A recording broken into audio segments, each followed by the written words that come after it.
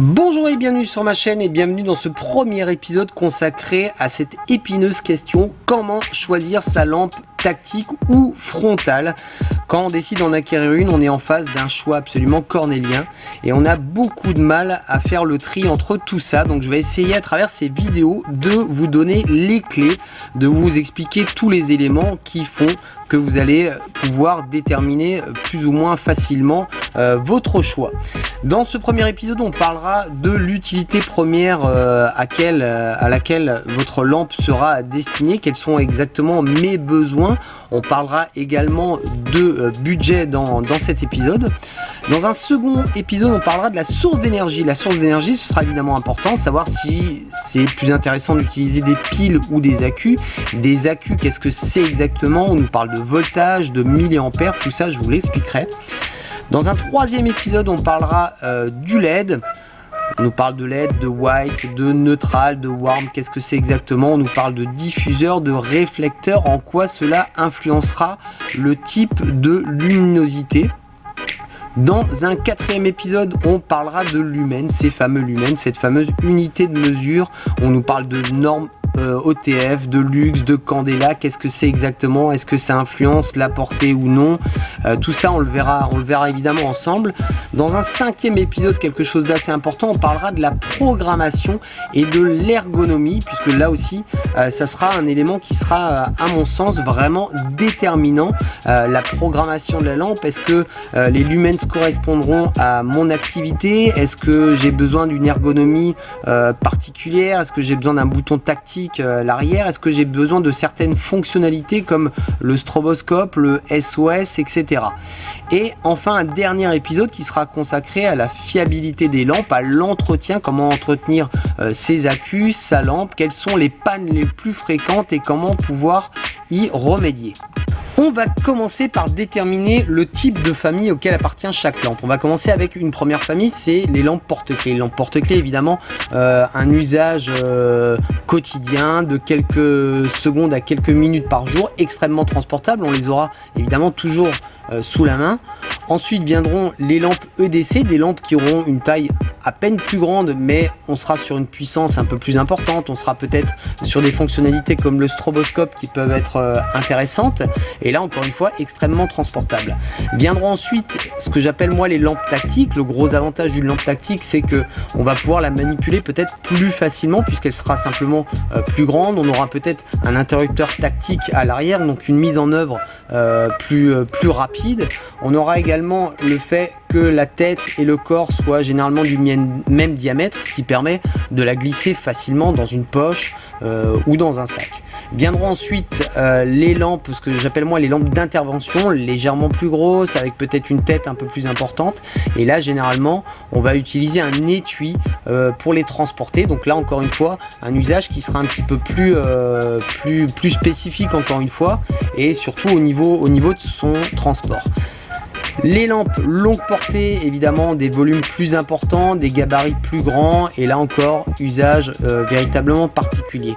Lampe frontale, on se doute bien que le gros avantage c'est d'avoir les mains libres. Une lampe frontale, le désavantage c'est qu'on va transporter deux éléments distincts. On va transporter une lampe et un bandeau. Maintenant certaines lampes ont cette capacité de pouvoir être séparées et de pouvoir utiliser sa lampe ou en frontale ou en lampe classique, ce qui permettra un transport, un rangement qui sera beaucoup plus facile.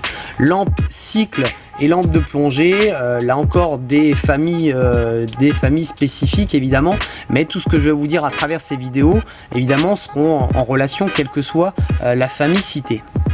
On a donc déterminé les différentes grandes familles des lampes. On va pouvoir maintenant déterminer ses besoins en termes d'utilisation. Quelle va être l'utilisation principale de ma lampe? Alors je vais me poser certaines questions, notamment au niveau du transport. Est-ce que j'ai besoin d'avoir quelque chose qui se transporte facilement dans une poche, dans un sac? Je vais vous donner un exemple tout à l'heure. Est-ce que je vais avoir besoin de puissance? Est-ce que je vais avoir besoin de portée? Ça on le verra également dans le chapitre consacré aux lumens. Est-ce que j'ai besoin d'un accès rapide à certaines fonctions, notamment à l'allumage, usage, à ce moment-là, je m'orienterai peut-être plutôt vers une lampe qui dispose d'un interrupteur tactique à l'arrière, puisque ça sera beaucoup plus facile et rapide à allumer. Est-ce que j'ai besoin de certaines fonctions comme le stroboscope, le SOS? Ça également, on le verra dans le chapitre programmation et morphologie.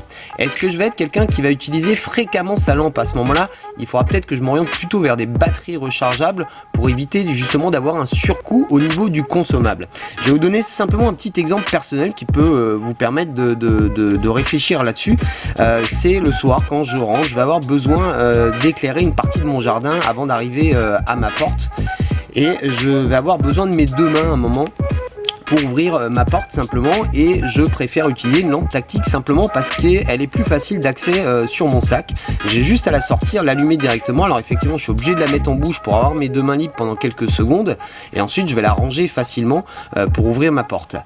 Si je devais utiliser une frontale, même une petite frontale de secours, elle sera un petit peu plus difficile à extraire du sac. Je vais devoir la mettre sur la tête, etc., à l'allumer, tout ça pour juste quelques secondes. Et évidemment, si j'ai besoin d'utiliser un petit peu plus longtemps mes deux mains, je vais prendre le temps de mettre ma lampe frontale sur la tête. Maintenant, l'autre avantage pour mon exemple avec une lampe tactique, c'est que je vais pouvoir, en promenant mes chiens par exemple, voir un petit peu plus loin quand ils sont éloignés de moi, et je vais pouvoir les éclairer et voir où ils sont. Donc vous voyez, là c'est un tout petit exemple qui peut justement vous amener à avoir une certaine réflexion par rapport à votre utilisation. Le budget que je vais allouer à ma lampe, évidemment, c'est quelque chose qui sera important. Et pourquoi je vous en parle? Parce que j'ai souvent ce commentaire en dessous de mes vidéos. On me dit, waouh, c'est cher pour une lampe. Alors effectivement, ça peut paraître cher suivant ce que vous désirez mettre dans une lampe et suivant votre utilisation. On va avoir des lampes qui vont entre 15 et 600 euros. C'est pas forcément la plus chère qui correspondra le mieux à votre utilisation, et peut-être que ça va vous sembler cher effectivement si vous n'êtes pas un utilisateur régulier. Moi, ce que j'essaie toujours de faire, c'est pas forcément un rapport qualité-prix quand j'achète un objet, c'est de me dire, est-ce que je me fais plutôt ce rapport utilisation-rentabilité? Est-ce que finalement je vais l'utiliser suffisamment pour le rentabiliser? Il y a effectivement aussi une notion de plaisir, hein. On a plaisir à s'acheter un bel objet, un bon outil. Je vous parle d'outillage parce que c'est peut-être que ça peut vous parler. Effectivement, quand je m'achète un bon outil qui est plus facile à manipuler, qui me facilite le travail, etc., où je prends plaisir à l'utiliser, ça peut aussi être la même notion ici, hein. Je vais me faire plaisir à utiliser ma lampe quand je vais en avoir besoin, même si c'est pas forcément hyper fréquemment. Un autre exemple qui est tout bête, même si ça me paraît fou maintenant de voir des téléphones portables qui coûtent presque 1000 euros, mais au final c'est quand même un objet qu'on utilise hyper fréquemment. On l'a dans les mains 12 heures par jour, on fait tout avec, hein. On prend des photos, on écoute sa musique, on regarde des vidéos, on check ses mails, on communique à travers les réseaux sociaux, etc. Donc c'est quelque chose qu'on utilise hyper fréquemment. Donc là, ce rapport utilisation-rentabilité, il est forcément très faible, et au final c'est pas si bête que ça, entre guillemets, même si encore une fois je trouve que c'est évidemment extrêmement cher. Certaines lampes également, certaines marques garantissent leurs lampes entre 5 et 10 ans, ce qui est quand même quelque chose d'assez dingue, qui permet aussi de vous mettre en confiance et de se dire, tiens, si le fabricant est capable de garantir sa lampe aussi longtemps, c'est quand même que c'est du bon matériel. Donc effectivement, même si je fais simplement ce rapport prix et année, finalement je me dis, voilà, que j'ai mis 100 balles dans une lampe, elle est censée me durer 10 ans, ça fait 10 balles par an, finalement, voilà, même si j'utilise 2 fois, finalement elle est rentabilisée. Certaines marques comme Phoenix par exemple, hein, qui est leader un petit peu, qui était leader je dirais sur le domaine des lampes tactiques, et effectivement un petit peu plus cher, bien souvent entre 10 et 20% plus cher. Alors c'est pas parce que c'est forcément beaucoup mieux en qualité que certaines autres marques, c'est juste que là on paye un petit peu la notoriété de la marque, on va payer un peu le packaging, on va payer la pub, etc. Donc c'est pour ça que j'essaie de vous présenter souvent différentes marques et de vous dire un petit peu ce que ça vaut, etc. donc pas forcément se focaliser sur des marques qu'on connaît parce qu'on les entend plus que d'autres, Phoenix, Olight, etc. Il y a beaucoup d'autres choix. Donc je vous dis, vraiment important à mon sens de faire ce rapport utilisation rentabilité et de vous dire effectivement je vais l'utiliser souvent, je vais me faire plaisir, donc je vais mettre un peu d'argent dedans. Je peux aussi diviser peut-être mon budget et de me dire bah tiens, finalement je vais me payer une lampe tactique un peu moins chère parce qu'elle va bien me suffire, et peut-être une petite lampe frontale, et là je vais avoir un duo qui sera vraiment adapté à mon utilisation. Fin de cette première partie, vous avez maintenant déjà quelques petites clés pour déterminer vos besoins, savoir si vous allez être un utilisateur régulier ou non, si vous allez plutôt vous pencher vers des accumulateurs rechargeables plutôt que d'utiliser du consommable. Est-ce que la notion de transport est importante pour vous, vous l'avez vu, et le budget, est-ce que mon budget finalement ne pourrait peut-être pas être divisé pour acheter deux lampes ou plusieurs éléments, voire des accumulateurs rechargeables. On se retrouve très très vite pour la seconde partie qui, elle, va être consacrée donc à la source d'énergie. À très bientôt, c'était Chris Air Jones, bye bye.